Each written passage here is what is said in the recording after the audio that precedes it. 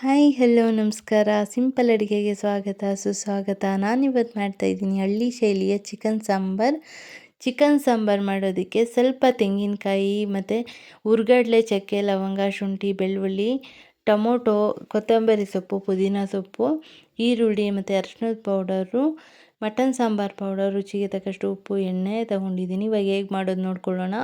ಒಂದು mixie jar ತೊಗೊಂಡು 2 ಈರುಳ್ಳಿನ ರುಬ್ಬೋದಕ್ಕೆ ಹಾಕೋತಾ ಇದ್ದೀನಿ. ಸ್ವಲ್ಪ ಅರಿಶಿಣದ ಪೌಡರ್ ಹಾಕ್ಕೊಂಡು ನೈಸಿಗೆ ರುಬ್ಕೊಂಡು ಬಂದಿದ್ದೀನಿ ನೋಡಿ ಈ ಥರ. ಇದಾದಮೇಲೆ ಒಂದು ಪಾತ್ರೆ ಇಟ್ಕೊಂಡು ಒಲೆ ಮೇಲೆ ಪಾತ್ರೆ ಇಟ್ಕೊಂಡು ಸ್ವಲ್ಪ ಎಣ್ಣೆ ಹಾಕ್ಕೊತಾ ಇದ್ದೀನಿ. ಕಟ್ ಮಾಡಿರುವಂತಹ ಒಂದು ಈರುಳ್ಳಿ ಹಾಕ್ಕೊಂಡು ಒಗ್ಗರಣೆ ಮಾಡ್ಕೊತಾ ಇದ್ದೀನಿ. ಇವಾಗ ತೊಳೆದಿಟ್ಕೊಂಡಿರುವಂತಹ ಅರ್ಧ kg ಚಿಕನ್ನು ಸೇರಿಸ್ಕೊಂಡು ನೋಡಿ, ಅರ್ಧ kg ಚಿಕನ್ನ ನಾನು ಹಾಕ್ಕೊತಾ ಇದ್ದೀನಿ ಒಗ್ಗರಣೆಗೆ. ಈ ಚಿಕನ್ನಲ್ಲಿರೋ ನೀರೆಲ್ಲ ಚೆನ್ನಾಗಿ ಸುಂಡಬೇಕು ನೋಡಿ. ಇವಾಗ ನಾನು ಸ್ವಲ್ಪ ತೆಂಗಿನಕಾಯಿ ಹಾಕ್ಕೊತಾ ಇದ್ದೀನಿ. ಒಂದು ಸ್ವಲ್ಪ ಹುರ್ಗಡ್ಲೆ, ಒಂದು ಗೆಂಡೆ ಬೆಳ್ಳುಳ್ಳಿ, 3 ಟೊಮೊಟೊ, 1 ಇಂಚ್ ಆಗೋಷ್ಟು ಶುಂಠಿ, 2 ಚಕ್ಕೆ, 2 ಲವಂಗ ಹಾಕ್ಕೊಂಡಿದ್ದೀನಿ. ಸ್ವಲ್ಪ ಕೊತ್ತಂಬರಿ ಸೊಪ್ಪು, ಪುದೀನ ಸೊಪ್ಪು ಹಾಕ್ಕೊಂಡು ರುಬ್ಬೋದಕ್ಕೆ ಬೇಕಾಗಿರೋಷ್ಟು ನೀರು ಹಾಕ್ಕೊಂಡು ಮಸಾಲೆ ರುಬ್ಕೊಂಡು ಬಂದು ಇಟ್ಕೊಂಡಿದ್ದೀನಿ.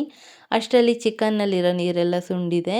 ಇವಾಗ ಅರಿಶಿನ ಈರುಳ್ಳಿ ರುಬ್ಕೊಂಡಿರುವಂತಹ ಅರಿಶಿನ ಈರುಳ್ಳಿ ಸೇರಿಸ್ಕೊಂಡಿದ್ದೀನಿ. ರುಚಿಗೆ ತಕ್ಕಷ್ಟು ಉಪ್ಪು ಹಾಕ್ಕೊತಾ ಇದ್ದೀನಿ. ಮಟನ್ ಸಾಂಬಾರು ಪೌಡರು 4 ಸ್ಪೂನ್ ಹಾಕ್ಕೊಂಡಿದ್ದೀನಿ. ನಿಮ್ಮ ಖಾರಕ್ಕೆ ಎಷ್ಟು ಬೇಕಾಗುತ್ತೆ ಅಷ್ಟು ಹಾಕ್ಕೊಡಿ. ಇವಾಗ ರುಬ್ಬಿರುವಂತಹ ಮಸಾಲೆ ಸೇರಿಸ್ಕೊತಾ ಇದ್ದೀನಿ. ಮಸಾಲೆ ಸೇರಿಸಾದ್ಮೇಲೆ ನಿಮಗೆ ನೀರು ಸಾಂಬಾರು ಯಾವ ಕ್ವಾಂಟಿಟಿಲಿ ಬೇಕಾಗುತ್ತೆ ಅಷ್ಟು ನೀರನ್ನ ಸೇರಿಸ್ಕೊಳ್ಳಿ. ಬಿಸಿ ನೀರನ್ನ ಕಾಯಿಸಿ ಹಾಕ್ಕೊಂಡ್ರೆ ಒಳ್ಳೆಯದು, ಚೆನ್ನಾಗಿರುತ್ತೆ ಸಾಂಬಾರು. ಇವಾಗ ನೋಡಿ ಸಾಂಬಾರು ಕುದೀತಾ ಇದೆ.